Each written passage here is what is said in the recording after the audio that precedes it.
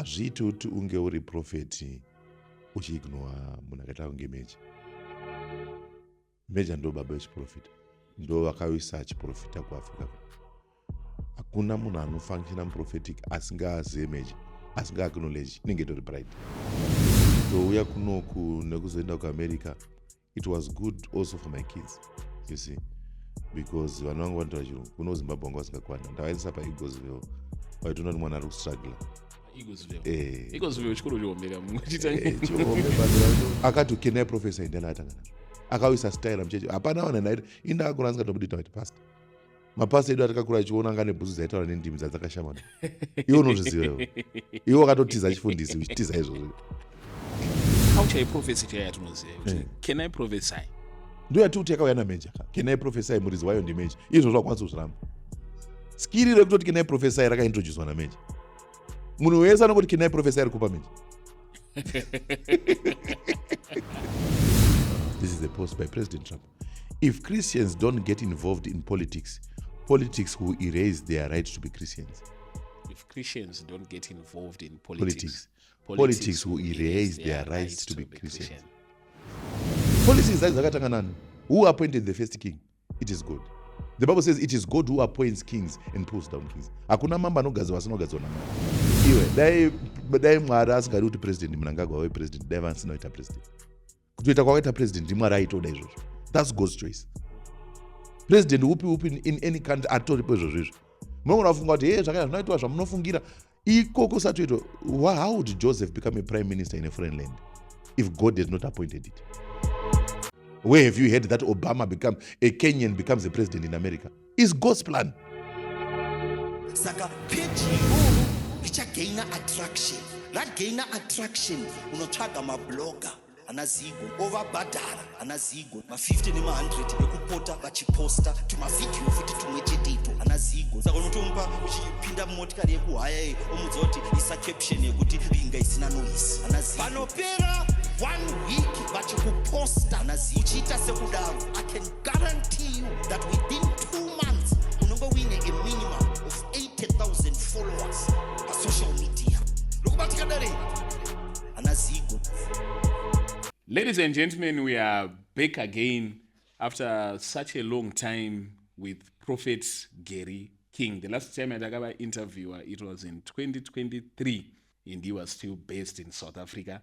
But right now, Prophet Gary, Waku, United States of America. Prophet, welcome. Thank you, Zigo. Mama foreign based, not foreign, but intercontinental foreign based. Chingori momchiraundi. Chinenge chiri chiraundi rekana tauko. Kana taku zvezvasiyana. Zvine zvasiyana. Yeah, zvezvasiyana. Ndona kuti lifestyle yekuAfrica mawana. Inodhurira kana yakachipa. YekuAfrica yakachipa asi iri pasi. Iri pasi. Iri pasi. Konyaya dzataudzwa kuti hanzi Obama akauya kuno kuZimbabwe akaona chingwa chenyu chinoita dola anoshamisika. Zvinoita mari chingwa kusaito. Chingwa chinotodhura kuAmerica because generally life in America is expensive. Nokuti mari inobatika. Standard bread chaiyo between $4 and $6 standard. Yototi ndatodya chingwa chekuti chingwa chaicho. Then chingwa chiya $3 chimwe chiya. Asi chinenge chakatoiswa majareni kare neyogati or maybe we wouldn't know. No, chechikoro chingwa, but generally life in America is not as cheap as people think. It's what people think. It's what people think. Chinongosiyana chekuti mari inobatika. Mari inobatika. Inotenderera. Ladies and gentlemen, tukutera kuAmerica iko kanzi mari inobatika. Hatizoziva kuti kana ichibatika yakawanda, then izvo zvacho zvodhura. Topesa tazongofanana kapano pa. Inotonakidza kudya kuno. Ndosaka tichinyanyira kuwandira kuno. Because kuAmerica 10,000 hapana mari. Uchitasa mabills ako per month. But imba rent 4.5 kachirwa mamortgage. Une mabhiri emotikari, une mabhiri chichi. Saka per month unoshandisa 10 to 12,000. Unorarama uchifunga mari. Kunoku kwaine 12,000. 12. Tenga safe. There's a pin isingaziganwe kana nemudzimai. But how has been life lately? Life has been good. God has been good to us. We are making progress. Manager from a church one day around the world. Almost about 49 churches now around the world, different nations. So Mwari has been actually good to us, and we are seeing grace. You're seeing grace. Hatikuona grace. And then kubuda kwenyu muSouth Africa, was it kuwanda kwebasa raMwari here kana kuti kwanguri kudona? Aiwa kana Bushiri atiza anofunga nogarire. Because pane kumwe kunhu kwekuti haufaniri kungomirira kunzwa Mwari. Unofanira kugona kutange the sons of Issachar who were able to read the times and the seasons. Unofanira kuona kuti munyika imwe yazvinhu hazvisina kumira mushe. Saka haufaniri kumirira kuti hanzi haufaniri kusumukira bhasikoro paruvazhe wasvika. Kuti zvaita ona kuti ngachitiza. So you are able to tell between the lines that environment haisisiri right. Haisisiri conducive. People, there's nothing physical to tell. But unotoona kutoti a sign yanga itoripo zvayo kuti ukaona vakuru Hands in the Bible, the wise anticipates evil. Yes. Obva agara aita sei? Andrenga. Awanda. So pakabuda ma-men of God hobo. Manga muchitozviziva here pamweya kuti we are going to see a lot of xenophobia. And it would be very hard because ndikuona even kuzayo chandaitana nemwe munhu ari kupota Elizabeth achindiudza kuti they are no longer attending service physically. Yes. Online. Obviously Mwari anotaura nevanhu. Sometimes Mwari anotaura zvausiri kuda. You see, Joseph chaicha aitoratidzwa zuva richiti wabow down nemunyeredzi nemunhu. God speaks. There's 99% of things that happen in your life God would have spoken to you. But sometimes Mwari anga achikudza zvausiri kuda kunzwa. Ukatovunza naro South Africa vacho. Vamwe vacho Mwari akatotaura navo nehope, vamwe vacho Mwari akatotaura navo in some way, but vanenge vasiri in a place of agreeing. Vanenge vachifunga kuti haano haakana. But when it's full blown now, yes. Ezvino izvi zvakazoenda kusiko manje. Makukumbira mabhazi. Makukumbira mabhazi. But Mwari ane nyasha. Mwari ane nyasha. And mimi pamakabuda muchienda kuStates, that is an upgrade of course. Was everything okay? Or maitotora a step of faith kuti rekanimboenda kuAmerica? Ndinotora nemba kuSandingi. Nditora nemba kuSandingi. Ndinotora nema lodge kuSouth Africa kuSenton kuSandingi. Ndotora nemba iri ikoko. Zvokutoti ndichingoda kungogara ndaingogara. Kutouya kunoku nekuzoenda kuAmerica, it was good also for my kids, you see, because vana vangu vanotaura chirungu. Kuno Zimbabwe vanga vasingakwanda. Ndavaendesa paEaglesville. Vaitoona kuti mwana ari kustruggle. PaEaglesville. Eaglesville chikoro chihomeka chihombe but mangati mamenisa kwabushu ka. Vaitoona kuti ari kustruggle because kwaibva kwacho aidzidza private school kuSouth Africa. Anongotaura chirungu. Vese vanangotu vese vanotaura chirungu. Saka unenge uchitoona kuti vauya kunoku they had a bit of a struggle. Not because Eaglesville is a bad school, no. It's a very good school. But standard avaibva comparing South Africa and Zimbabwe. Ndo zvaizosiyanisa. Saka vachitopinda muAmerica vachinzana king. Pamabirth pavo pakanzi king. Vachipinda paipeya vachingosvika, you are king. Chichi vatopinda musystem. Chirungu varutorova, varutosvisvina kawani.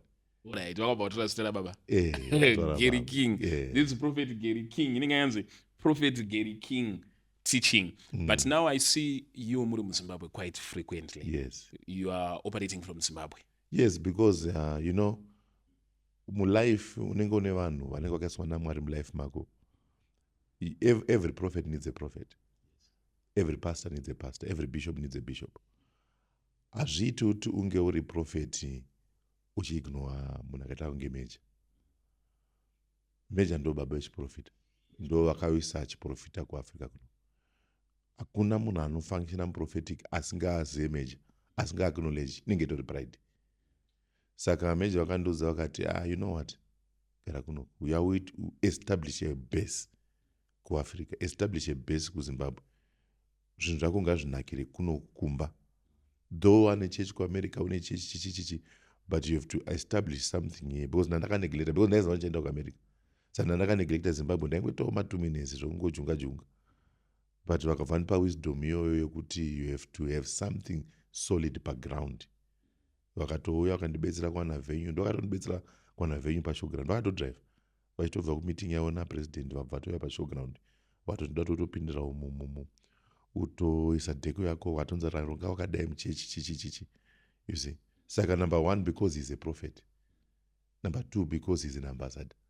Number 3 because he has money. So it becomes easy. But on chikunzwe Yes. muchiti major ndo vakaunza chiprofita and then ma-connotations achanenge achicreata a good father of the prophetic, and even iwo vanombotaura those type of words. Yeah. Vanonobva kuti hatisita kuglorifya a man here above magifts anopiwa naMwari. Who split the Red Sea? It's Moses. Saka glorification iri kunani? Tinozoti kambiri kugwayana. Munongoziva tinenge chityira kakuti munenge uchiti Herodhi akangotanga elevate kwakada kuenzana naMwari apa todyiwa nemakonye. Saka zvatinenge chitya. Isusu hatisi kukumbira kuenzaniswa naMwari. Jesu achitaura kuti Father, the glory you have given me, I have given them. Anotonzi Father of glory. Ukanzi baba tanaka, panofana pana tanaka. Ukanzi Father of glory, panofana pana glory wacho. Saka Mwari anonzi Father of glory, ini ndini glory wacho. Yeah. Chimbonyatsopapasanura ipa kuti vanhu toona nge Mwari ari jealous. Aiyo. Paipe patinoti mbiri yeseka inofana kuenda kumusiki zvinoita nge anorwadziwa. Ukada kutora Mwari mbiri chimbonotora toni. Unotora wakamira pai. But I want to take God's glory. Unoitora wakamira pai glory yaMwari. Mwari haasi chimukomana chemombe kachiri pasera. Haasi okwabushu Mwari. God is too big and yet he can still be too small. Ukaona Lucifer chaiye akutotini now rise against God. Ane weakness yaMwari yanga aona yakaita kuti afunge kuti anogona kureplace Mwari. Because Mwari haasi munhu achangobata mari nhasi iri kuvava arati papara. Mwari ari very calm. Mwari ane humility inotyisa. Lucifer akaona humility yaMwari akafunga kuti Mwari is small. Akafunga kuti weakness. Weakness. Abva atoona kuti ngandogona kumureplace. Saka Mwari haasi intimidated. He is so proud to share.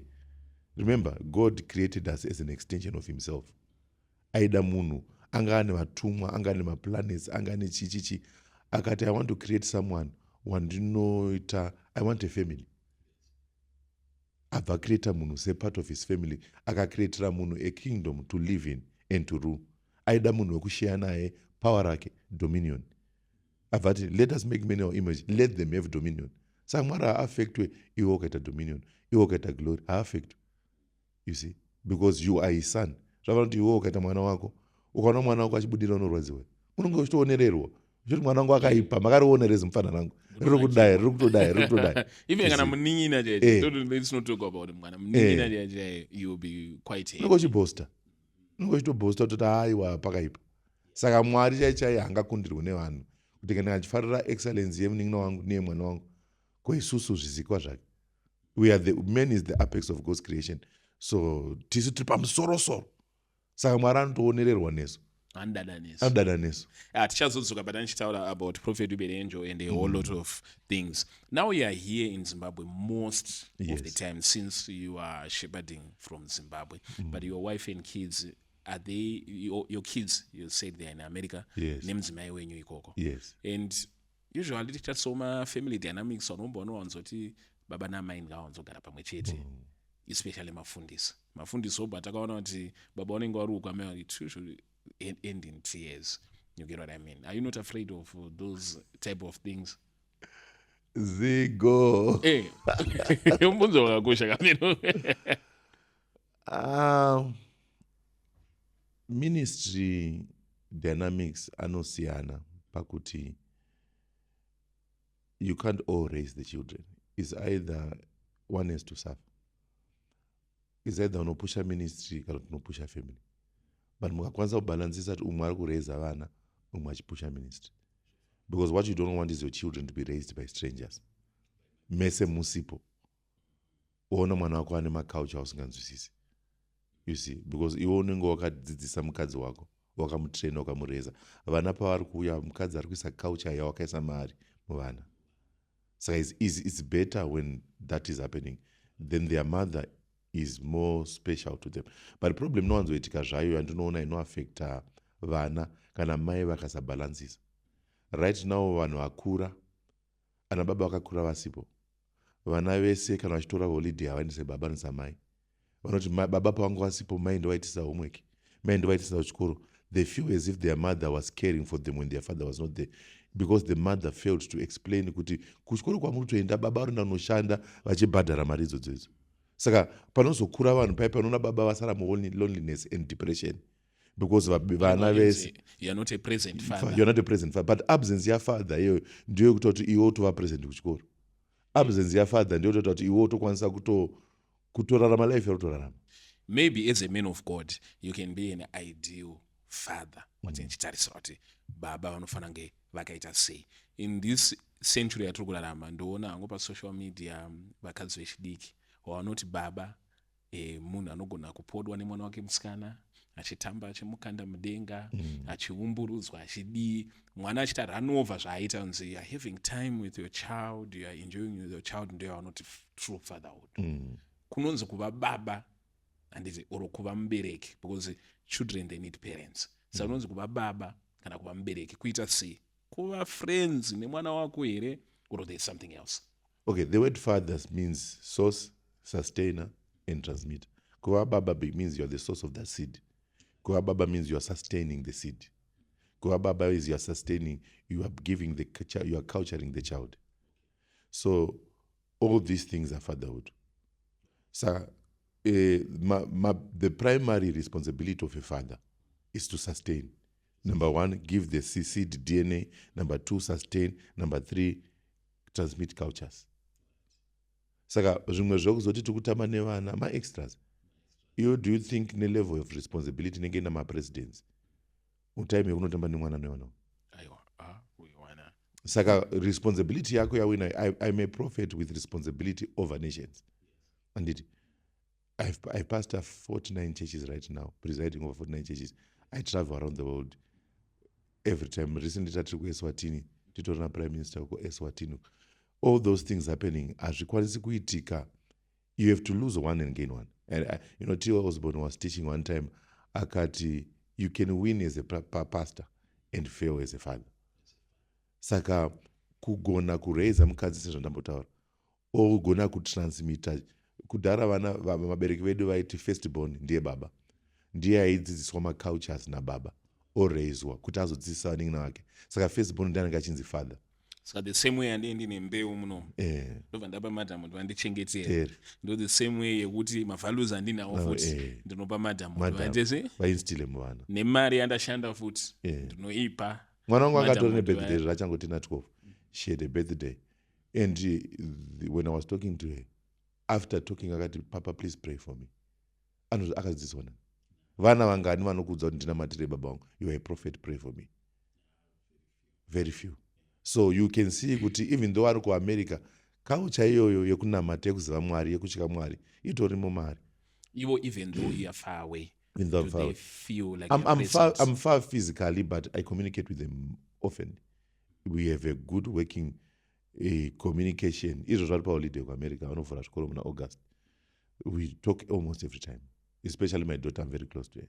Ladies and gentlemen, ndo Prophet Gary tichimbovabvunza kuti muri vakanyatsoibata nesimba here, because hatidi vanhu vaMwari vanogona kuchengeta chechi asi mhuri vasingeti vachiita. Unoziva problem inoitika mumachechi ndeyekuti mapastor anogona kuda mukadzi woumwe darika wake.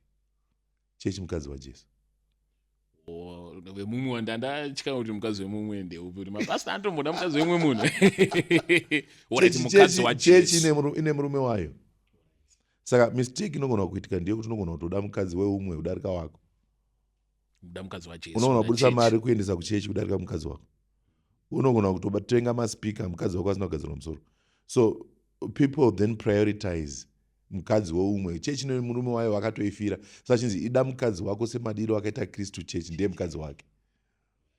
Saka Kristu ari kukuradza madiro ekuzvininipisa kubva palevel rako riri mudenga ndiMwari, ozvidzikisira uenda palevel remukadzi otanga kumuguruma kusvika adzokawo palevel raKristu. You see. Now, one of the reasons why muchitravela all over the world semataurwa mamuchita is maissue eministry. Yes. Nema church mangani 49 churches. 49 churches. We have a church in India, we have a church in Jamaica, we have a church in America, South Africa, Botswana, Zambia, Mozambique, Angola.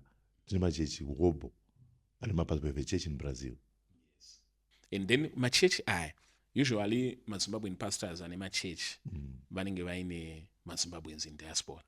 Like ku UK unotoenda church utongofunga toenda kuZimfest. is like reunion yemazimbabweans are in diaspora, which is very important. I don't take that granted, because when I was in South Africa handina kuenda zvinhu zvakarongeka, but because there was zayoja yanga iriko inoita almost take care of mazayoja vanenge variko, I could find a family to fit on ndikachengeteka. Asi I don't think kuti ndo zvinenge zvinyanyotarisirwa panonzi endai munoparidza kumarudzi kwese. Same pamuri kuti mune machechi in 49 countries, maZimbabwean embassy here, or you have actually people from those countries? The kind of grace God has given me, ndine malocals anenge arikoko vanenge vakatenda, because handitry kuda kuestablisha Zimbabwe kuindia, ndoda kuti I reach out to my Indians. So my locals anobeliever more when their local person is also in charge. So what we simply do is we reculture the person according to our customs as a ministry. Zvatinotenda, because we don't use Indian culture, American culture, we'll use a Christian culture. Tikada kuti tashandisa macultures enyika idzodzo idzo, we lose essence and value. So what we do is we introduce the cultures of Christ and reculture the people in the model of the culture Christ has given to us. Saka mapastors edu ateti nawo, tunoita ma-meeting nawo, tunoita ma-training nawo, tunoita zvese zvatinokwanisa kuita kuvabuilder, so that the vision God has given me, it can be passed to those places. Yes. Saka tinenge titorione ma-Americans kuamerica cheko chechedu New York hakuna kana muZimbabwe kana wani. Ndanditoriko ini ndini ndatori pastor wavo. ndima mutori muZimbabwe. Ndini ndatori muZimbabwe nemomo. Ndine maJamaican, ndine maHispanic, ndine vanhu vekuSpain, ndine vanhu vekuAmerica kwacho, handina maAfricans mchechi momo. Chechi ine over, maybe the closest to the African people will be Jamaicans. Ndo vanditori nawo. You are doing great works. Ku-America ikoko ndokwangina Prophet Passion, I'm sure is now set up in New York now. Yes. Vaishandisa the model rakada kufanana nera mukuita sei ramunoshandisa rekuti you really attract people who are Americans. You are doing real missionary work, kwete kutevera vanhu variko. But pakuti mune mutumbo yakuZimbabwe muchidi tozonzwa prophet wakuchema wakabirwa church. Muchiko things like that. It seems like in America it's very easy to get church yemumwe munhu. Iyo nyaya handizivi ndingaiti kudii, because handinyasoziva madetails ayo. But chandinongoziva ndechekuti kana Mwari akupa chinhu, no one can take it away from you if God gives it to you. You see, what God has given, no man can take. Any seed that the Lord has not planted, it will be uprooted. Saka inonetsa kuti uinyanyise kuipindira nyaya yacho iyoyo, but in general azviitike. Prophet Passion is not the first person to lose a church. Mwari chaichai lost his church to Lucifer. 1/3 of his church was gone. Saka you can't be immune to that. It can happen to anyone. Mwari kana akaluza 1/3 of his congregation to Lucifer, samwari iwe ndiwani 1/3 gone. What is saying in context yatinganzwise kuti Mwari kuluza 1/3 of his, tomboti ndiri muZimbabwe ndakagara zvinorevei? Zvinoreva kuti kana muZimbabwe tine 15 million people, 1/3 of 15 million is 5 million. Ndizvo handiti. Sazvora kuti 5 million people vakaenda. And these are not ordinary people. These are not ordinary people. Masoja. Vanotone utsvene, vanotoziva utsvene hwaMwari, vanotogara naMwari, vakamanija kudeceivwa naLucifer. Akatora 1/3. Ladies and gentlemen, zvino zvihombe zvatiri kunzwa from Prophet Gary King. Yes. Now in Zimbabwe, we were talking about ministry yenyu, yamakabatsirwa na Prophet Berienjo to set it up. How is it going there? It's okay. We have grown 500, 600, 700. We have grown. But there's no ratikuita now is we have decentralized and focused on cell groups. Because one of my numbers now, we could grow them better, taka decentralize. Tatina wanaibva kuchitungisa, wanaibva kunyabhira, vanhu vaibva ku Mazowe. Tina vanhu vanobva kunzvimbo dzakasiyana. Saka takati kune major crowds edu kune vanhu vakawanda, because we had almost 300 people coming from Nyabhira, almost 250 coming from Chitungwiza, vamwe vachibva Mazowe. So what we did is we put pastors in those places and establish cell groups. Instead of people traveling to us, we want to culture them from there. Then when we've cultured them, we'll bring them back to one place.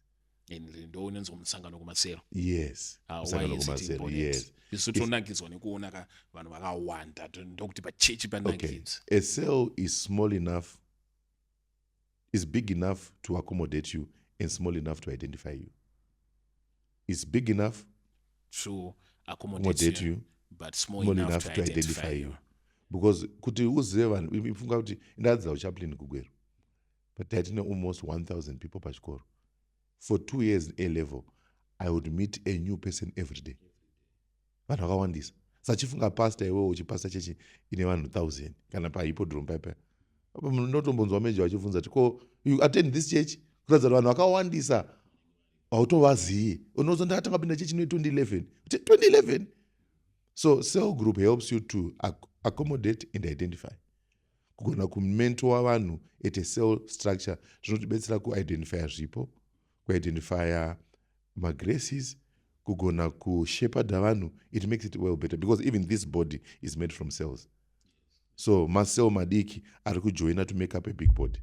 So the structure starts from a cell and it comes up to make the whole system. And manumbers amuri kutaura vanhu ava vakawanda. Vakawanda. And what is attracting them? Ndimwari chai nenyasha nekungoteerera ukapiwa instruction nemunhu wamwari. Remember isusu chechi yedu yainzi Faith Life, then I think in 2024 ichinopera Prophet Angel vakundishedza vakati no, you have to change the name of the church. It shall no longer be called Faith Life, it shall be called Dunamis World. Dunamis World. Yes, zvaenda nevision yandandapiwa naMwari. Remember 2003 when I received the Holy Spirit nandiri kuground rebora. Ndezwa nomwe mukomana aina matrana angamusa vanhu vakafa ane 12 years. Angamusa vanhu 2 vakafa. Yes. Ndosaka ndisingatendi zvana Elliot zvere. Ndakaona simba raMwari. Inini handikwanisi kupfeka. Number 1 ndakabva kuSavada. Handikwanisi kupfeka kuSavada SDA. I was born raised SDA. Ndikatoita pathfinder, ndikatoita master guide. Ndakaona foundation yemascriptures kuSDA. Shaping yekuziva Bible because taimanikidzwa kukrema Bible yari. Knowledge of scriptures is dangerous because of that background. So chakazoti ndisiye Savada, I was introduced to God's power. 2003. 2003. Muchisiya Savada. Muchiintroduce God's power. Evangelist Marufu vaitojoinawo Savada. Vachiti ndakaona chechi inokuudza chokwadi. Savada is the letter without the spirit. Letter without the spirit. Variko vanhu vaitoshandiswa vainzi vana Elder Cummings but vaitomanejwa. Vaitoti vachiparidza madhimoni aitochema. So it's rare in Savada for that to happen. Vari kuona vanzwise kuti the letter without the spirit, what is that? Tukuti itsamba ishoko risina mweya. Because Savada vaite zvemweya stereki. Variko vanoita but vanomanejwa vanhu ivavo. So tsamba isina mweya inokwanisa kukuponesa here. Unoziva kuti Mwari ndibaba and ndibaba vanoaccommodata munhu wese. You see? Saka ukaona kuti machechi anosiyana-siyana ese ndeaMwari. Iwewo haukwanisi kuti haisi yaMwari because hausiri wakaidedza. Haukwanisi kuziva kuti uyu munhu haasi waMwari because hausiri neroko yemasita evanhu vacho vakadedzwa naMwari. So it's not your place to say this one is from God, this one is not, because you are not the one who called them. Saka hatikwanisi kuti ava havasi vaMwari, ava ndevaMwari. Saka Mwari, we are one body. Chigumwe chepagumbo hachikwanisi chigumwe cheparuoko hachikwanisi tafaiti nechigumwe chepatsoka kuti iwe unotsika indobata. Tese tiri two, tiri part of a body, but we have different responsibilities. Saka machechi kana seSavada andone responsibility yawo kubva kuna Mwari. Roma ine responsibility yayo kubva kuna Mwari. Mapostori ane responsibility yavo kubva kuna Mwari. Saka hatikwanisi kuti ava ndo vanoita, ava ndo vasingaiti. Saka nachiti the letter in the SDA, their main responsibility God gave them. I did 3 angels message. Zvese zvavanotenda Savada ndoriziva. But my challenge now was the recurring same message over years, just different title, but it's the same message. But I was surprised when I heard Dr. Kudata Gwirei pawakaparidza kuhippodrome. I was actually surprised the kind of message he shared.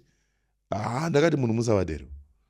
Because message yavakadzisa ipapo ini pandakapinda Savada ndambosangana naye. Kuti muZimbabwe mune karenewal karimo here kana katransformation karimo kari kuita kuti tive more inclusive. Like it's unheard of kunzwa kuti munhu weku-SDA anobvuma kuuya kuzoparidza to a tongue speaking church inobhilivha zvimwe zvinhu zvaunogona kunge kwavo vachitoti haiwa this is a taboo. And the same way imimi as a prophet munogona ngemuchitobhilivhawo kuti SDA is a letter without a spirit, but nevertheless we become inclusive. Chechi kunyatsoitika muZimbabwe maonerei. Zvandati nini, we are the body of Christ. Pane level of maturity iri kuuya in the body. Remember, he gave some to be apostles, some to be prophets, some to be evangelists, some to be pastors and teachers. Why? For the edification of the saints. And it till we come to the what? Unity of faith. Saka maturity inoratidza kubatana kwekutenda.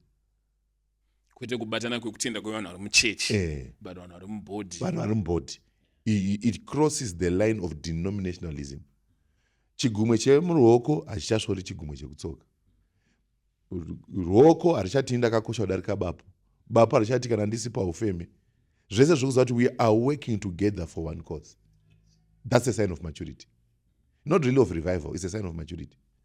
A big sign. Yes, of maturity. But are we not worried kuti patiri kusangana ipapa munhu wese ari kuuya nemavalue ake, isusu vamwe tinechibhilivhawo kuti zvakati hazviite, then tobva tauya pozoya mastatement akafanana nekuti you become your company. Okay, chiringori ipapa ndechekuti mweya wechechi mweya waKristu. Ende wagamuchira Kristu, Kristu anoziva pana Kristu. Saka Jesu akati, you cannot cast out Beelzebub using the Christ. Haukwanisi kudzinga dhimoni ishandisa mweya waMwari. Any spirit that does not confess that Jesus is not Lord is not of God. Saka kana kusavadha vachitenda Jesu ndishi, kumapostori vachitenda kuti Jesu ndishi, kumethodist vachitenda kuti Jesu ndishi, kupentekoste vachitenda kuti Jesu ndishi, mweya umwe chete waKristu. Saka ndiwo mweya unotibatanidza iwowo. In our differences we unite. Because tiri mumazuva ekupedzisira Jesu auda kudzoka. Saka ratiri mumazuva ekupedzisira chinotibatanidza mweya waKristu kuti matiri tese ndinokwanisa kuidentifya mumusavadha, ndinokwanisa kuidentifya waKristu. But maonero nemainterpretero manje eBhaibheri ndo anotisiyanisa. Why? Because zvandambotaura chigumwe chemuruoko hachikwanisi kutaura same language yechigumwe chekutsoka. Ndikupaona. Ladies and gentlemen, ndo Prophet Gary King tichimbovabvunza about inclusiveness kari kuitika muZimbabwe kuti zvakamira sei. Now as you lead your church and the great exploits amuri kutiudza, we also see you muri kwaProphet Wibere Angel quite frequent. Zvekuti munhu anogona kutoti maybe ndiana chief cardinal kula zvavo. Besides being munhu ari kutiudza kuti Prophet Wibere Angel vanondigaidha, vanondiudza chichi, muri chii kuchechi kwaProphet Wibere Angel oro kuofisi kwaProphet Wibere Angel? Kana baba vechiprofita mukakomborerwa naMwari kuti mapiwa baba vechiprofita munyika yenyu, pride is asking from God what you see in another man.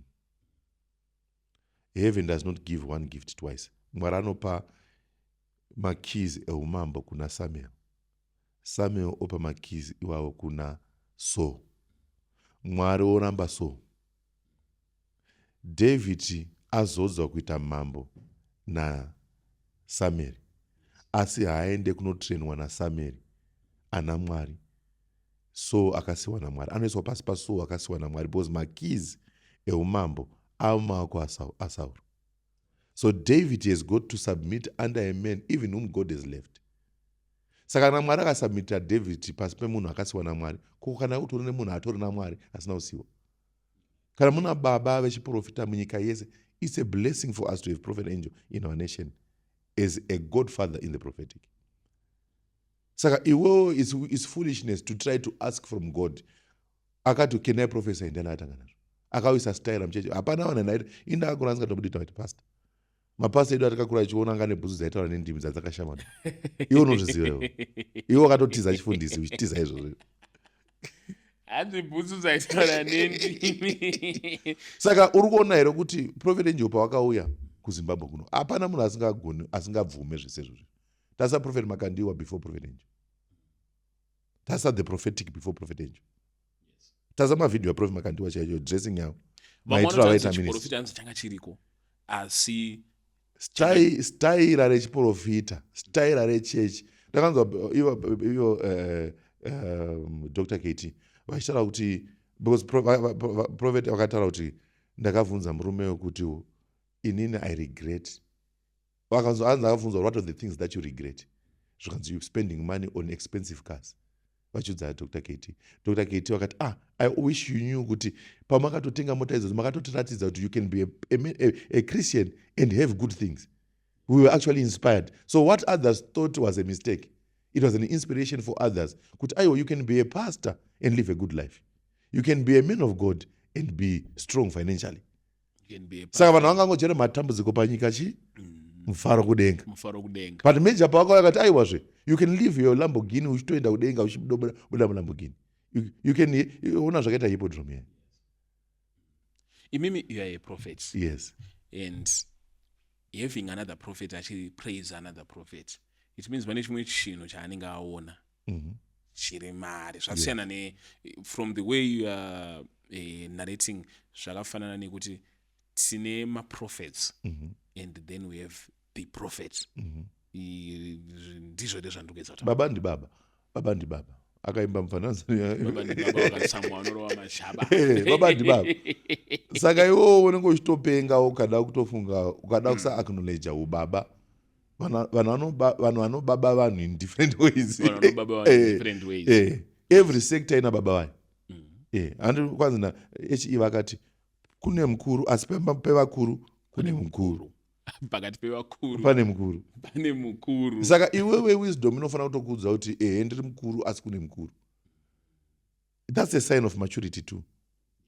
If you are a child, you think your father is the same age with you, even though he will play with you. Zvangoti kuti vana vangu havasuwe ukandwa mudenga here. Ndikakanda Kamila mudenga hazvicharevo kuti ndatova zera rake. I'm bringing myself down to accommodate her, but I still remain the father. Yes.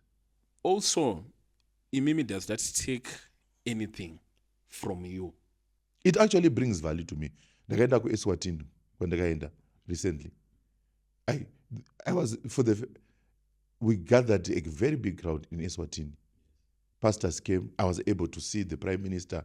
Akatonakirwa neni tikatotaura na Prime Minister tatonjera macontacts chichi ndikatomupawo shoko raMwari akatofarawo ari ikoko. But remember, ndichipinda imomo aitondiudza kuti Prophet Angel was here a few days ago. Saka chatoita kuti ave comfortable kutonditambira kuEswatini is because of that name. Ndine nyika dzandotoenda dzakawanda inini dzekutoti ndotowana access notogamuchirwa because Prophet Angel is a global voice. You like it or not like it. Problem ndeyekuti vanorwiswa kunoku more. Asi kuenda kunze kwenyika, there is no stadium he has not filled in any country. He planned a meeting in over less than 24 hours in Ethiopia. The stadium was filled with 2 overflow stadiums. And why do you think is that? Because munhu akapiwa kana munhu apiwa chinhu naMwari, zvataitaura zvaizvo, if God gives you something, chawatopiwa naMwari ndiMwari akakupa. NdechaMwari chachi, hachisi chekuti ungatoda kuita sendezvaMwari. Anywhere he goes, the stadium is full. Plus futi chinonakidza kusubmita pasi pemunhu anosubmitawo. Kutungamirirwa pasi pemunhu anotungamirwa. Chakaipa kutungamirwa nemunhu asingatungamirwi.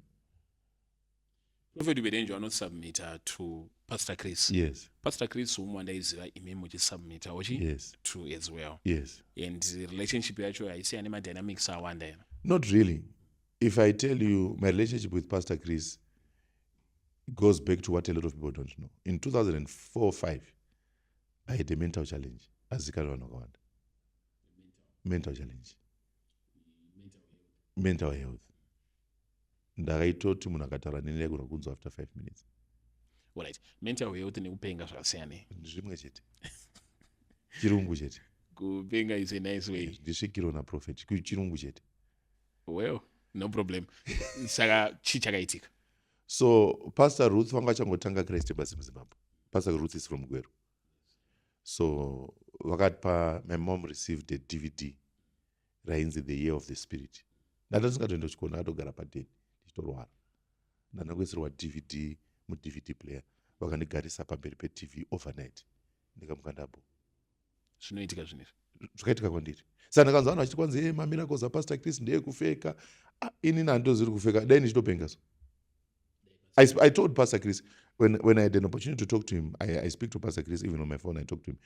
When I had an opportunity to talk to Pastor Chris, ndakavaudza ndikavatsanangurira nyaya yangu. ndikati Mwari anonditendera ndinde kuhealing school. Healing school yakavakwa kwedu. Ndakaporera kumba. And what was his response? Vangoti, wow, look at God. No, Pastor Chris is soft. Wow, look at God. Humility. Baba, kana kune mukristu pano panyika, mukristu wemachiwacho, mukristu wakanyatsokwana. Ona vachikriticize Pastor Chris, they don't know him. Mukristu chache anorarama shoko raanoparidza. Asi ndasangana naye Pastor Chris mawani. Well, ndiri kupaona.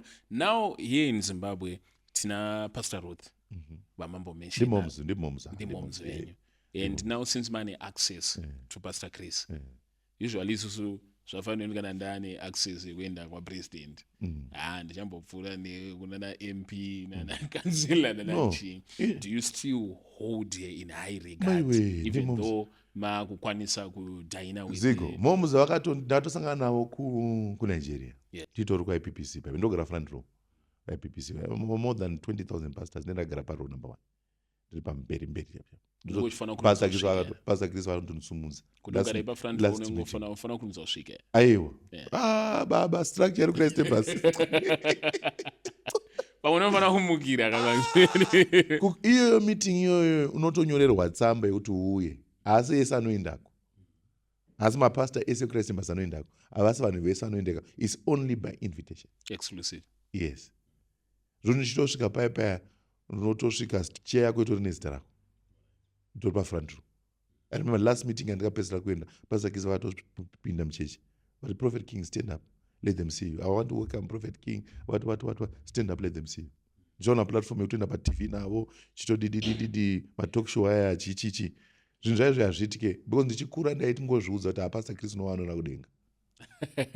Iwo unoziva wanga uri Christ Embassy, unoziva nyaya yoti unenge uchitoziva kuti Pastor Chris pano pasi. Vakatouya muZimbabwe takatoti mashura. But inini manje advantage yangu. And they promised to come back, and I think they are still waiting. Yes, vari kuvaka healing school yanenge yakatopera. Saka moms Pastor Ruth ndimai, kwandiri ndimai, mother figure pakuti number 1 we are from the same city, tava tese kugweru. Number 2 spiritually chacha, hapana musi wauchakura uchovhatika mubereki wako, you see. Saka moms. I remember imwe Christmas vakatonditi mwana wangu uzouya kuChristmas service, I think it's last year. But ndikatotora maleaders angu nemapastors angu ndikatoenda kuChristmas, tatoinvitwa namoms, ndikatoenda muoffice mavo akatogara neni, uri sei ministry sei kuri sei kuAmerica, ndichatombokupawo mamwe mamembers hama dzangu dziri kuAmerica dziuye kuchechi. Ndimoms. Beyond being a pastor, kwandiri ndimoms. Well, ndikupaona prophet. But muChrist Embassy culture yeprofessy is celebrated that much. Akuzezvo ndeni. I know. Zigo. Ndikukunzai. Unoziva Pastor Chris vasati vapastor vaiva prophet. Kuti vachinzi prophets. Vaitorova prophecy. No. Remember, Major pavakarova prophecy kuChrist Embassy. Major ndiye wega munhu from outside akabvumidzwa kuita zvinhu zvisiri common kuChrist Embassy pane zvinhu nguva inoyi. And we were actually surprised because it's unusual. Because ndisachikudza kuti imi munodespise chipo chamakapiwa naMwari chinonotambirwa nekucelebratewa kumwe. Mune muchikanda matombo, but he goes somewhere else, people embrace and say what a gift from God. Because ndakaona vamwe vanhu we were not happy with Pastor Chris. Pastor Chris munhu waMwari chaizvo, but ndoshati vakazounza Prophet Angel padhuze sei. Prophet Angel vakabva kunani? Prophet Angel akavapa assignment yacho ndiani? Claims kuti from mutauro wavaita from a video avo vanoti we watched the year of the spirit, something of baba vavo ndiani? Pastor Chris, of course. Okay, akadedza Prophet Angel ndiani? I don't know that. Ndimwari. Alright. Ndimwari akavadedza. Ndanafunga muri pa vanhu. Aiyo, akadedza Prophet Angel, akadedza Major ndimwari. Akavapa gift, kwanza story yavo yepamuroro pavakanzi Mwari achitaura navo through a tree.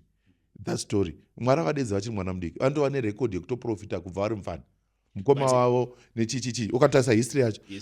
But my main point would be, if he is from God, though you have difference with him, anditi une maonero ako akasiyana nemaonero anoitwa kuRoma, anoitwa mapostori, vamwe vanoti mvura haiti, vamwe vanoti inoita, kusiyana kwemaonero anditi. But hazvidiscredite munhu of the office that they received. Paul naBarnabas vakatomboseparatea noda kwamake, noda kwemaonero akasiyana. Ava asi havasi vanhu vaMwari. vanhu vamwari. kusvika Paul azoti when you come bring Mark because he is profitable for me unto the ministry. Pastor Chris vakatoona prophet angel vakaona chipo chavo vakatoona he is profitable to me. Nyika yeZimbabwe chaiyo president ED vakatotarisa prophet angel vakatoona kuti he is profitable kutoitwa ambassador wenyika. Kwese watino akaitwa ambassador, kwese wakaitwa ambassador weAU. Vanhu vese varitoona kuti this man chipo nenyasha dzakapiwa munhu naMwari dzekuti vanhu havadi kugamuchira and they don't want to acknowledge, but it's visible that God gave him something. Yeah, mwana anokugadzisika pamachinda. Sikambunzo wangu wangori kuti kuChrist Embassy ndikupadzoka kuti culture yeprofesi chaiyo yatinoziva kuti can I prophesy? Ndo yati kuti yakauya nameja can I prophesy muridzi wayo ndimeja izvo zvakwanisa kuzviramba.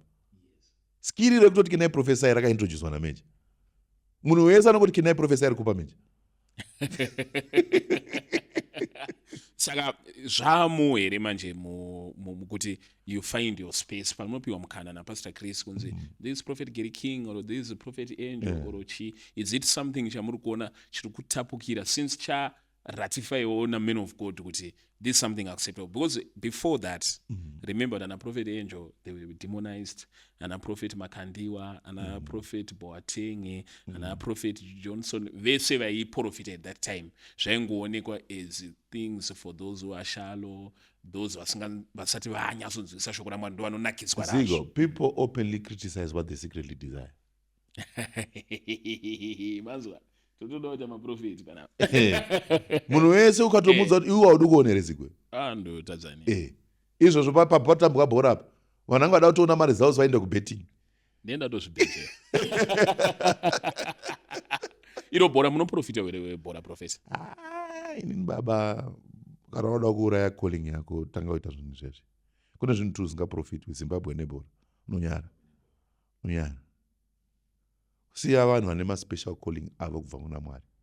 Not because Mwari ataure neni, but ndine zvinhu zvandakazviudza kuti iyi area iyi is not my area of specialty. And kwete kuti handiigoni, haisi yangu. I can to work on it, but it's not my area of specialty. Unozwa kumedicine chaiko kune doctor wemazino, doctor wemaziso, doctor wenzeve, vanospecialize. Iwe kada kuti udaita maziso, udaita mazino, udaita nzeve, unoita confusion. Saka ita specialize area yako yaunoziva kuti inini iyi area ndobvarura. Area yenyu ndeipi professor? Inini area yangu ndinotenda kuti munhu wese ane tuma gifts. We have got what we call a loud gift and a strong gift. The prophetic is a loud gift for me, but revelation is my strong gift. I'm a teacher of the word, strong teacher. Mafruits teaching yenyu munawo here. Obo baba. Indinorowa bhuku kuite zvekutamba. Anzi naProfeti Makandiwa murefu akati akareba kuita nharo anosimuka. Munhu murefu akati tozobva nambodzoka tomboita zveteaching zvacho. Tomboita zvebhuku chete. Zvebhuku. Tombondisira evangelist Marufu apa. Tomboita zvebhuku. Tinenge takuti former SDA versus current SDA. Evangelist Marufu havasi musavadha mukuatenda chechi. Mafungiro avo haasi kusavadha. Kusavadha hakuna open-mindedness ina evangelist. Yes, hakuna embracing. Because techitonzi mafilistia kana vari kusavadha. Varanga vachitonzi vari kutomixa nemafilistia, estisi mafilistia. Alright. Saka ukaona munhu anozvivhura ozvita open up. You see. But is it something which is good It's personally good. for him? It's good because you are the light of the world, not the light of SDA. Saka mafilistia acho ari kunzi mafilistia ari kutoda chiedza chako. So the moment he mingles with them, pane karabo kanoiti kana ivo vachiuisawo his doctrine, vachiuisawo yavo maonero muchireconcile scripture. You see, you are reconciling scriptures to say, okay, imi munotenda izvi totenda izvi, to acceptana nekuembracana in our uniqueness, but we are also learning zvikomo zvinotapurana mute. Iron is sharpening iron. Alright. And then muZimbabwe hatisereta nemacamp, especially muma-prophetic. Mubhayibheri zvaivamo. Apollos, Paul, some say I'm for Apollos, some say I'm for Paul. Zvaitova mubhayibheri. This The state, house of Saul and some you are for Japreza, some you are for Wingidi. Zvitoriko. Hazvisitopekereri. Hazvizve zvazvitopeki. But with maturity, as people mature, zvinowanikwa kuvana. Because remember, the book of Corinthians was written to children. I could not speak unto you as unto mature, but as unto babes. Saka bhuku raCorinthians ranonyorerwa vanhu vari mature, ranyorerwa mababes. Vana vanhu vanotambira maristriki vana. 1 Corinthians chapter 3. I could not speak unto you as unto mature, but even as to babes, because you are still carnal. Saka bhuku reCorinthians riri kunyorerwa vanhu vari carnal. Anditi. Saka carnality ndiyo yatiri kuwana, some say I'm for Apollos, some say I'm for Paul. Zviri kuwanika mubabyhood. But when people mature now, ndipo wanaona vanhu vachitanga kubatana, Dr. Kitty wabatana na Prophet Angel, Marufu arobatana. It's a sign of maturity. Ana evangelist Mparinga arota sese ana Prophet Passion. It's a sign of maturity iyoyo. Raza kukura kwemunhu. Stepping out of the box. Vamwanobva vati it's so evident to see kuti vana vaProphet Angel nevana vaProphet Makandiwa vanenge vanoita kakurwisana like. So namba usara ufunga kuti pamwe Prophet Makandiwa. Hamuna kuona here mapicture Prophet Makandiwa vari ku Hippodrome. Hamuna kuona here Prophet Angel achitotaura musi no. Hachadi kunzwa munhu anotaura about Makandiwa. Vari kuisana ku. So we'll be looking at the content of messages. Ma-content creators vari kucreata content. Ma-content creators vari kucreata content because iwe pachavo vanhu vanowirirana vanozivana. Yes. I hear you. Unonoza Prophet Makandiwa achitoti ama kana ndikaita nyaya yandinetsa ndichida kunyatsonzverify zvichiprofita, the only person I can call is Prophet Angel. I get it well. But now I'm looking at the content of the message, as I said. Pamatiwanzira mungati anenge ari ma-content creator anenge achita. But one classic example yakafanana neyekuti Prophet Makandiwa vakaremove ma-titles from himself. Vakati nani chada kutonzi prophet. Tandakazviona edu kudhara kuti vangoti Emmanuel Makandiwa vangonyora vari remove prophet. And reasoning yavakapa yange iri kuti ivo matitle haana basa zvekudaro, because kana Jesu chaiye anonzi zigwe papa wada kuti tibate kunopisa. Rega ndidai inyaya yautara iyoyo ine mwoyo mangu inotopisa zvisingaiti. Tichitangira kuna Jesu chaiye hazviiti kuti Jesu Jesus hazvitoiti. Hazviti. Do you not, based on your salvation, if you call him Jesus, you will not be saved? Romans chapter 10, verse 9. That is, if you shall confess with your mouth what? The Lord. Quote Jesus. The Lordship. What brings you into salvation is acknowledging his title as Lord. Not Stara. Hauponeswa neStara Jesu. Unoponeswa ne the Lordship of Jesus. Kuti the same way atinoti believe in the prophets and you shall be saved. Kuti andifane kukugamuchira isa Gary bana. Gary auya pano anenge ageri tight. Gary mapanzure. Andimaona but ndikakuaccept as prophet. Yes. Wozoita Gary that what Satisati atomboya kwatiri isusu ngatangire kuna Jesu wacho. Kuna Jesu, because the theology there is a bit misplaced. In the New Testament, after Jesus rose from the dead, there is no place in the Bible he's called Jesus. He's called Lord Jesus. After he rose from the dead, Verenga scripture, there is no place he's called Jesus. He's called Lord Jesus. The Lord. Yes. So the Lord. The Lord. And then the Lord. You see? Our Lord and King. And remember, asat afa e. Because we have got what we call the gifts of the Father, the gifts of the Son, and the gifts of the Spirit. The gifts of the Father, we find them in Romans chapter 12. The gifts of the Spirit, we find them in 1 Corinthians chapter 12. Then the gifts of the Son now, Ephesians chapter 4. He that ascended, first of all descended. And he gave some to be what? Saka asati afa, anga asati apa vanhu kuti vave maapostoli. Asati afa, asati aenda. Anga asati. Saka zvasingaite kuti paita apostol, though ukaverenga Matthew anoti he called them apostles, the 12. They were called apostles even before he trained them. He called them and ordained them to be apostles before he even trained them. And then azofa manje akuenda, then he gave some gifts, some apostles, some prophets. Ndosaka panguva yake yeministry aingonzi Jesus. Paakazofa, he rose as Lord over all. He didn't rise as Jesus. He rose as the Lord. And he says, all authority has been given to me in heaven and on earth. He is now the Lord. So we are dealing with a Jesus before death, the way you called him Jesus. When he rose from the dead, he's no longer the same Jesus. He's now the Lord Jesus. He was given a name that is above every other name. And he is Lord. Your own salvation is predicated on his Lordship. You can't call him Jesus and be saved. Whosoever shall call on the name of the Lord, not of Jesus, shall be saved. shall be saved. Alright.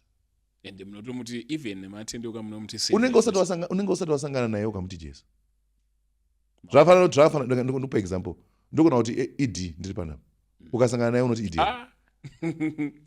Ndoti dika, but idika. No, kuti Trump asipo nogona kuti Trump. Akamira apo unoti President Trump. When you have an encounter with the Lord, you know he is Lord. Or when you have an encounter with the power acho. Yes, you know that he is Lord. So what do you say about my musician, manoimba vachiti inzwa Jesu, Jesu huya pano?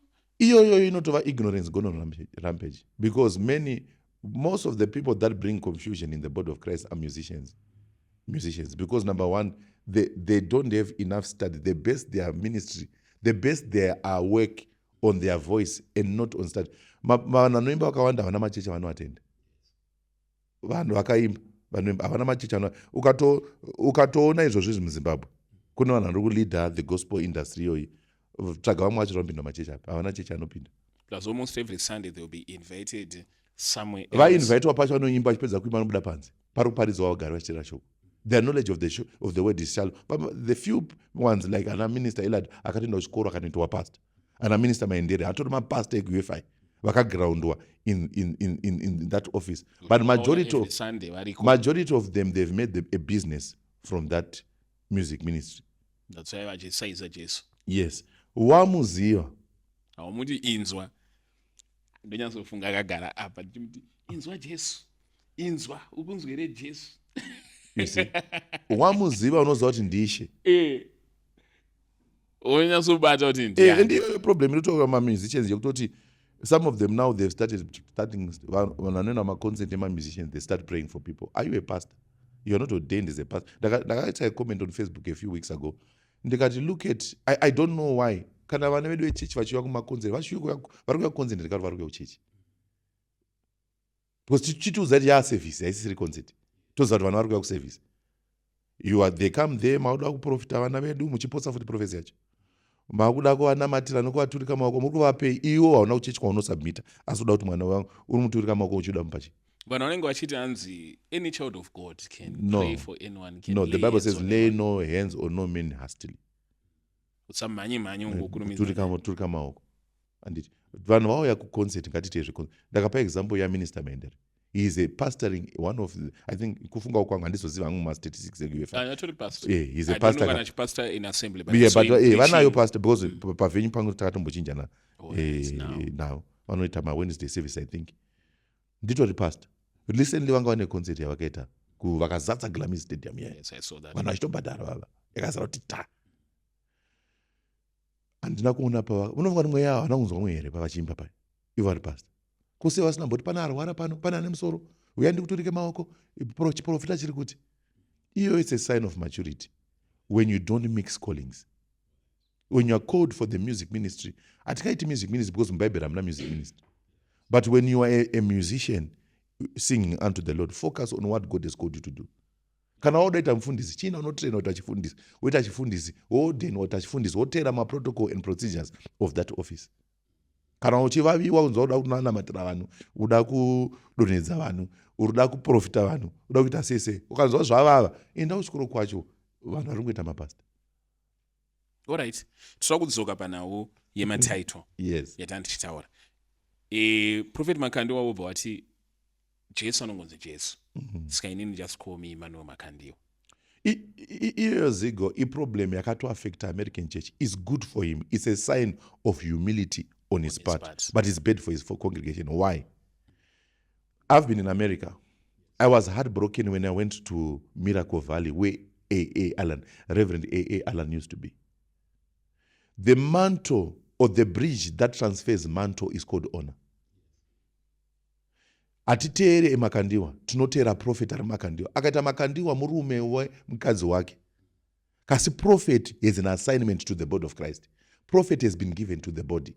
Emmanuel has been given to Ruth. Or a pastor or an apostle. Yes. Or an evangelist. Gary King is Gary King to his wife. He is prophet in his assignment. Ndizvo. Syndrome iri kuAmerica. Ephesians chapter 6 verse number 1. Children, obey your parents in the Lord for this. Honor your father and mother, for this is the first commandment with a blessing, that it might be well with you and your days may be long. Honor your father and mother. Honor inotanga madedzero. Ku America ndo kwaunoona baba vanhu vachiza baba uti John, James. And that syndrome has actually affected the church, lack of honor. Zvachona my mentors ana AA andakasvika pachurch paAlan baba idongo paigather 20,000 vanhu. AA Allen, Reverend AA Allen would used to gather 20,000 people in the morning, 20,000 people in the evening. But when he died, things just, and they lied about him that he was a drunkard. AA Allen never drank alcohol. I will correct that. The guy who wrote book God's General, that book, he has to correct that because yes, akakanganisa. Akape wrong narrative about him. The way Reverend AA Allen died, Dr. Akapiwa Marine government, because he was shaking the place. 20,000 people in the morning, 20,000 people in the evening, different crowds. People were traveling from all over, Shtama tent meeting. The government was intimidated by the crowds. They paid a doctor to put alcohol in a syringe. The doctor overdosed him with alcohol. Saka pakarowa inonziya kana munhu postmortem. Vakaona mune alcohol mumwiri make, vakafunga kuti Alan ainwa. I spoke to his son. Alan was not a drunkard. He never saw Alan drink. So I went there myself personally. I've got videos on his grave. I have videos on his church. I have videos inside the church where he used to preach. I sent it to Pastor Chris. I have videos there. I went there physically. Saka chakakanganisa manto ra AA Allen, ra Reverend. Ndire kuti iyo kuti vana vanenge vachida humility ya baba. Even ana Kenneth again, vanoti Kenneth Copeland, vanoti call me brother. It's good for him, but it's bad for the people. Because mantles are only transferred to the next generation through the bridge of honor.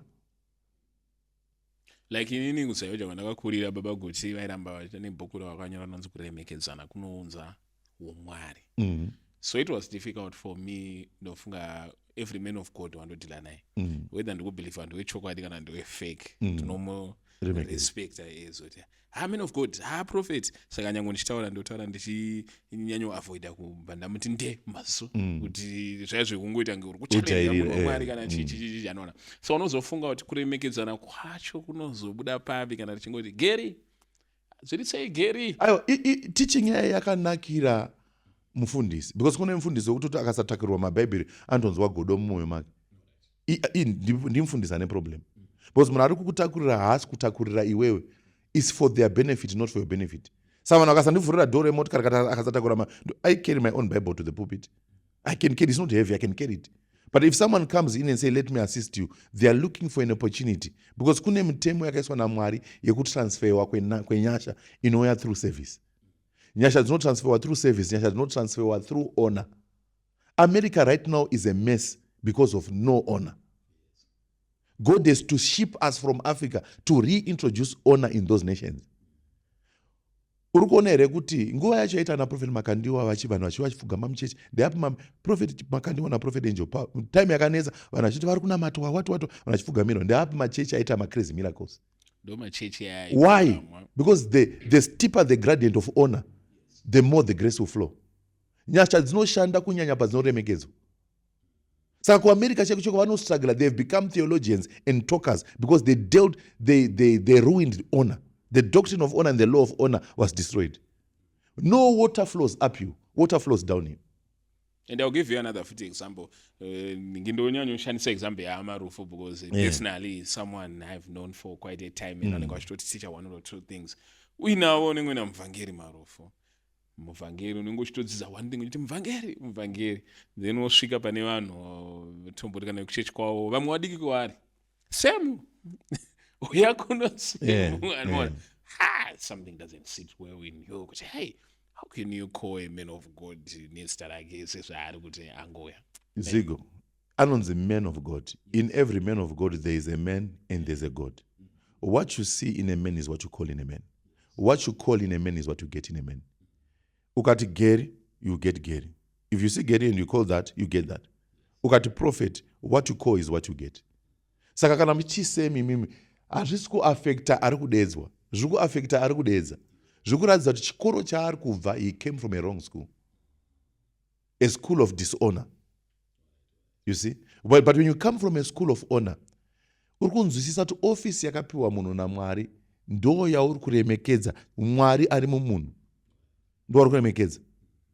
You see, so uchina kuti iwewo pastor venyu mimi vakaparidza panapa vatanga vanoti pastor mazano vapera vatore vaise paIndia kusina familiarity kune honor vanoita mamira. Indakazviona pandikaenda kuIndia inini. First time I went to India some years back, ndakasvika ndikati saka ndichiona makensa achipora, ndichiona zvirema zvichifamba, mablind eyes achivhurika, ndikati kusei zvisingaitike kuZimbabwe izvi. Zvotanga ndinanyanyisa kuzodzwa ndaa kuIndia. Aiwa, kuIndia level of honor yavo yanga iri pamusoro. Ndo yakaita kuti, because you can't receive from a vessel you despise, you can't receive from a vessel you don't honor.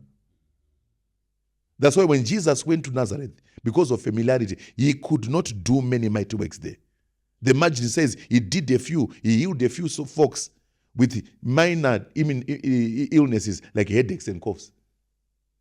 Akasvika akati blind eyes open zvikaramba, akati crippled walk zvikaramba. Why? Familiarity. Akapa a prophet is without honor. In his issue. And he could not perform miracles because of the unbelief. Jesu. Saka iwo kanochiona mwana wako muna waMwari simba richiramba kufamba paita dishonor. Why do you think iwo can introduce the doctrine of dishonor God will work? Those that affect our American church, I'm telling you. Where is the mantle of Kenneth Hagin? Where is the mantle of Oral Roberts? Zvinhu zvese zvakanokolektwa nemaAfricans. Ana Bishop David Oyedepo ndo vaitomanya kuinda ikoko unokolektera vanhu variko. Because varikoko varikutona Kenneth, varikutona brother Hagin, varitadza kuacknowledge office yakaiswa munhu naMwari. But prophet, is there a balance now to that message? Because now when some give honor, honor yacho unozoona. Aiwa, zvingativerengei Bible. Honor yazowandisa. Toda kuona kuwandisa kwayo kuti hazvisi scriptural here kuwanda kwayo. Inofana kuwanda. Mira itodi. Right. Tongoti tingoverenga. Ladies and gentlemen, gatimbofurirwa magwaro na prophet Gary King. First Thessalonians chapter number 5, verse number 12. And we beseech you, brethren, to know them which labor among you, right? And are over you in the Lord and admonish you. Zvikunzi know them, mark those who labor among you. Vari kuita basa raMwari, vari kushandiswa naMwari kuita basa raMwari. Verse number 13. And to esteem them very highly in love, not in pride, not in fear. In love. Esteem them very highly in love for their work's sake. What does the word esteem mean, Zigo? Kuvaremekedza, kuvasimudzira, kuvaona. So was it not enough? Was it not enough just to say to esteem them? Why would Paul put a triple emphasis? Esteem them, not highly. Esteem them very highly for their work's sake. He's establishing a structure that should be observed in the body of Christ. Esteem them was enough. Esteem them highly was more than enough. Esteem them very highly is too much. That's scripture. Unless you don't like scripture. Saka muchishona tichiti varemekedze chaizvo chaizvo zvakanyanyisisa. chaiko.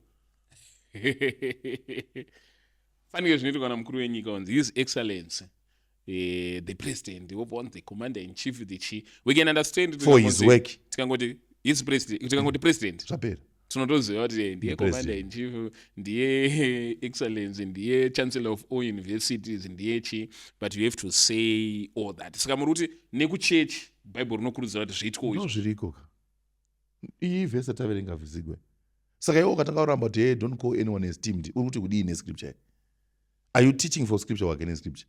Highly esteemed. Yes, it's scripture. It's practicing the scripture. Pamwe scripture nenge ichisounda unge mimi mufana kuzongo. But remember, prophet wakamboti even if it is Jesus who's saying it, I don't like it. Saka munhu anototi nyango zviri muBhaibheri anenge asingazvifariri. All right, ladies and gentlemen, maprofeta, Prophet Gary King is also a great teacher of the word. As he said, vachitanga vakati vane loud gifts, the loud gift prophecy, but the silent gift ndere shoko raMwari. That is how I have always known him as well. Now in Zimbabwe, one of the issues here prevailed recently because of political issues anengachitika munyika kubatana kwechema church ne politics, whether literally or in rhetoric. Imimi munoti ma-Christian anofana participate in politics. Okay, I want to say something to you. I saw a post recently by President Trump. And don't go kuverengera. This is a post by President Trump. If Christians don't get involved in politics, politics will erase their right to be Christians. If Christians don't get involved in politics, Politics will erase their rights to be Christians. What does that mean? Zvokureva kuti mitemo inogadzirwa kupolitics. Mukaita nyika ine mamuslims, moshaya makristu mupolitics dzenyu. Mamuslims oita mapolitician vanogona kubvisa chikristu chenyu, chinamato chenyu. Kutochibhana. Reason why tine Christianity izvozvizvi muZimbabwe, dai president Mnangagwa asiri mukristu, unotonzwa vachitoti haleluya. Yes. Unotonzwa ukristu huri mavari huri kutopfachukira vachitaura, Manifest. uri kumanifesta. But dai vanga vasiri mukristu, unotonzwa nyange VP Chiwenga vaitotaura nyaya dzenaLazarus, unotonzwa knowledge of scripture kuti munhu atokota nyaya dzemubhaibheri achitoita sei. Vatungamiri vatinavo vari kutoratidza kutoti vane background yeukristu. Chifungo dai vanga vasina background yeukristu, pakugadzirwa kwemitemo zvaifamba sei? Chikristu chedu chinogona kubviswa nemapoliticians if Christians are not involved in politics. Unrighteous laws. Yes. Well, so now makristu maestablish kuti vakasaparticipate in politics muchairezwa muchapedzisira makusakwanisa tese. Policies dzakatanga nani? Who appointed the first king? It is God. The Bible says it is God who appoints kings and pulls down kings. Hakuna mambo anogadzirwa asinogadzirwa naMwari. makristu anofunga kuti mambo iye anoapointwa through kuti iwe anenge wakula padeni then mwari anongoita Iwe dai Mwari asingadi kuti president Mnangagwa ave president, dai vasinoita president. Kutoita kwakaita president ndiMwari aitoda izvozvo. That's God's choice. President upi in any country atoripo izvozvizvi. Munogona kufunga kuti zvakaita zvinoitwa zvamunofungira ikoko satoitwa. How would Joseph become a prime minister in a foreign land if God had not appointed it? Where have you heard that Obama a Kenyan becomes a president in America? It's God's plan. kana kuti eZimbabwe Zigo munonzwa akakurira kuGlenview munonzwa kuti apresident weSouth Africa. You see? If president waitota ndakatokurira kuZambia ndikarezwa kuZambia ndikadidididididi Zimbabwe is benefiting from my upbringing from where? From Zambia. But the question is not really about who appoints a leader. It's about with my Christians, if they are participating in politics, how far should they go? Should they be at the forefront or vanofanira kunge vachiita zvakanyorwa mubhaibheri kuti vanofanira kunamata nekusubmita? Iwo mubhaibheri macho aiapoinda madzimambo ndiani? The prophet. The prophet. Aivazodza ndiani? The prophet. Mambo aitoti kuna prophet my father. Aitoti my father. Aitoti achitoenda kuhondo aitonobvunza prophet, toenda here? Towina here? Torohwa here? Prophet otomupa kuti aiwa rova bayai. Mambo mwakatoita nharo nomuprofita akapfeka chibhasha achienda azvanzi munourayiwa mambo kuhondo zvakanzi auya aganota zvandisingadi Jehoshaphat aganota zvandisingadi ndokuenda kuhondo paipa zvinonzi akabva aenda akapfeka gauni one of the soldiers asiri muroyal one of the from the enemy's camp akangopfura museve zviri random ukatenderera ukanotsvaga mambo shoko remuprofita rikazadzikiswa. So why do not there was is hand in glove, the church and the politics. That's why we should be governed righteously, like what you have said. And righteous rulership yange yakuya pakauya na COVID vaya. The unrighteousness ukushaikwa kwechurch politics ndo yange yakupinda. Vamwe vanobva vachiri kuramba kuti hanzi maconspiracy theory evanhu conspiracy theory ivo vanhu vacho vacho vachitaura vega vacho vanga vari behind it there. Some of them who resigned came out and spoke by themselves. So what do you mean is conspiracy theory? Those who were irresponsible in the forefront, Pastor Chris ndo munhu akatanga kutaura kuti this is not real, accused wakadidi, but with time it proved to be true. It proved to be true, everything that he was saying. I would credit Pastor Chris in Chiti face up persecution because he stood for a message which at that time is Sapama one. So and those who live Golden Criteria shall suffer persecution. It made him unpopular in some circles. Muno mZimbabwe ma men of God murumbo suffer persecution kana kuti message yenyu inodiwa nemunhu wese. You are not called for everyone. But what kana udakuona nyika yedu yakanaka ukaona mukuru wenyika akutora a prophet, a global prophet omita ambassador at large. Position is no munhu pamusoro pema ambassador ese. It should tell you something about that president in that nation. So persecution nema Kristu munomu inonetsa because our president is a Christian at heart. He values. Kanganika munoona vane maprophets vananani vana chichichichichi kangani.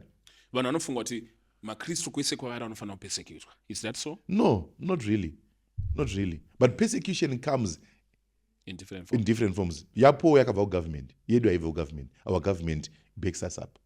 And I'm a revelation, men of God. As Nigerians, if they persecute you in One this country, city, see flee to another one. Saka namuri persecute wana Nigeria okuma men of Sizai God. kuno. Uyai kuno. Because remember, population yema Muslims yakawanda Nigeria kudarika yema Kristu. Yakawanda. Ma Muslims are actually more. President in Nigeria is a Muslim. Bola Tinubu, what. But it seems like also makristu, especially vari munyika dzinozanzira kupesekutwa, you are not really paying much attention or kutraya kuconchetizawo vatendi about matroubles ari kusangana nemakristu. Isusu, we actually pray because we are raised to say the problems that you see far off, if you don't pray, they'll soon become your reality. Saka isusu tikasanamata kunoko tichitonamatira vari kufesa izvozvo nekusatonamatirao nyika dzedu, zvatiri kufunga zviri kure soon zvezvapadhuze. So it's very, very important. Inini, I've told the people I work with, and I actually have a program that I do on Love World, In the Gap, where we pray for the nations. We pray for specifically those kind of situations. Christians going through persecutions, the nations with persecutions, nations with wars. We spend time to pray specifically for that. Ladies and gentlemen, ndiwo prophets Gary King watiri kubvunza about kuti mune hanyawo here nemakristu anongonanga ari kunana Naija, kunana chii. Totonamatira Naija izvozvizvi nezvikuitika nemafulani headsmen nei neBoko Haram. We are actually praying for that. But the price yekunamata, is that so high yekuti unokwanisa kuluza upenyu hwako in that type of way? Baba, kamuda kuona kuti it's high, sarai parapcha.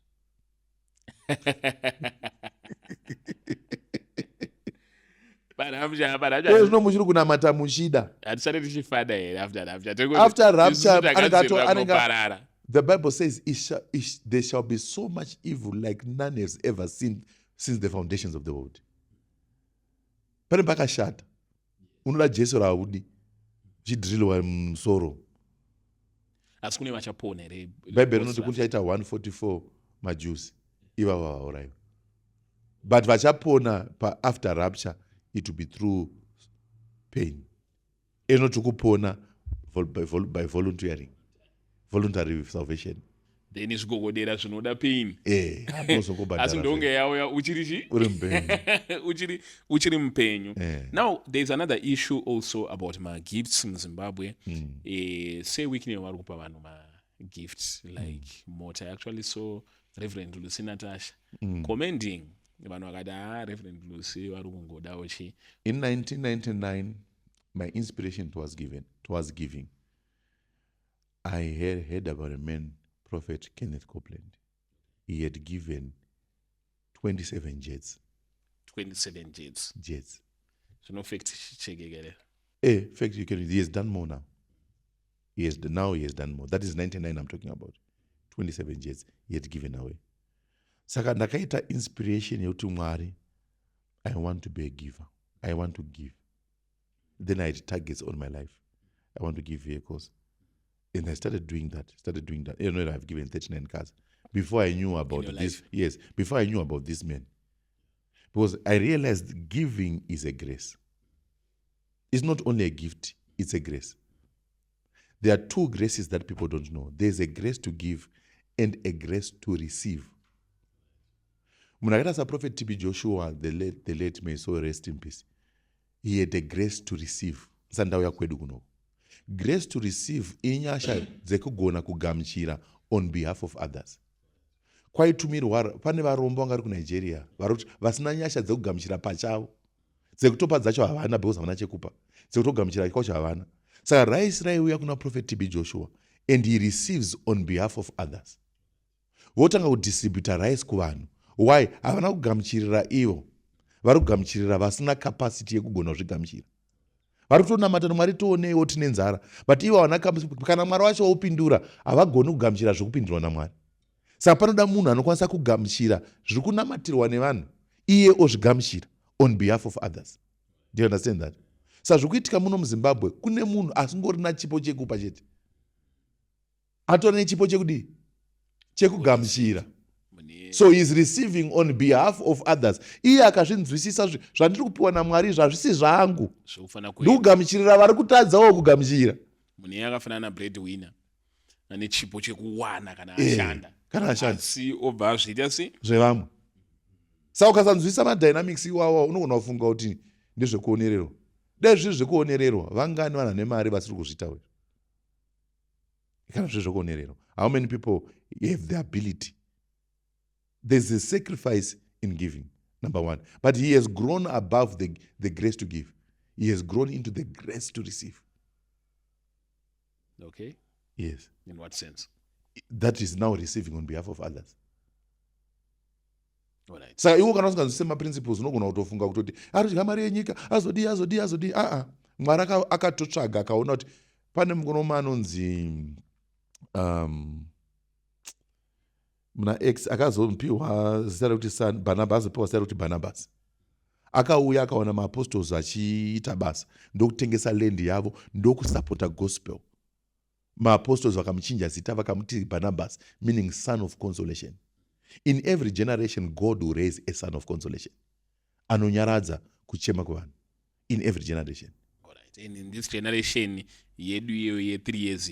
Can it be your say week now? Inini hansini ndinoreza vanhu vacho, but you shall know them by their fruits. You know a son of consolation when you see their fruits. Vamwe vachikomberena kuti sei muda ngoti inini ndega ndite, ari kuitira munhu waanoziva. Iwe inini ndaipa vanhu vandinoziva.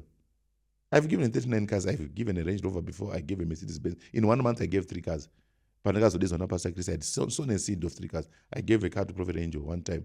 And it worked for me because by virtue of principle. Yangu yanga iri yekuti inini ndine zvandiri kuda. Manje ava havana zvavari kuda. Varungoita. Yangu inini ndiri kuda ndaitoaplyira visa roenda kuAmerica ndandanyimwa ka 3. Ndikaenda ndikanosiya motikari paoffice paProphet Angel. Bastoripo. Ndakazoshiya vakandifonera. Vanisa koyowauya nemotikari iyi sei musi weMonday ndaitotana nevakomana vangu veprotocol. Ndichitonongedza Ford Everest iyi. Why waziva sei kuuya nemotikari iyi yandakataura musi weMonday? Ndatosiya motikari paipai. Yes. Next week yacho ndichienda kuinterview yekuAmerican visa. Ndichingopinda muinterview muya. Ndichitonzi, thank you Mr. King. Do you know what he asked me? One question. Munhu akamboniima visa ka3. Akanibvunza mubvunzo 1. Are you a celebrity? Mugadi, yes. The Bible says I will bless you and I will make your name great. Yes. So yes, I'm a celebrity, of course. Yes. Thank you, Mr. King. See you on Thursday. Sorry for taking your time. You come and get your visa. But what worked for me, I gave that seed because I wanted something. But kune vari kutoita vasina chavakatarisira kubva kune anyone. Haasi kukupa okuti saka chinditeera, saka chilike mapost angu paFacebook, saka chiita sei chindipreza. Vamwe vacho varitopiwa vanakatombomupreza. They've never praised, they've never said anything about him. It's a grace to receive. It's a grace. A grace to receive for redistribution. Yes. Grace is zotozida. Manje iwe ziko ukapiwa unodistributera.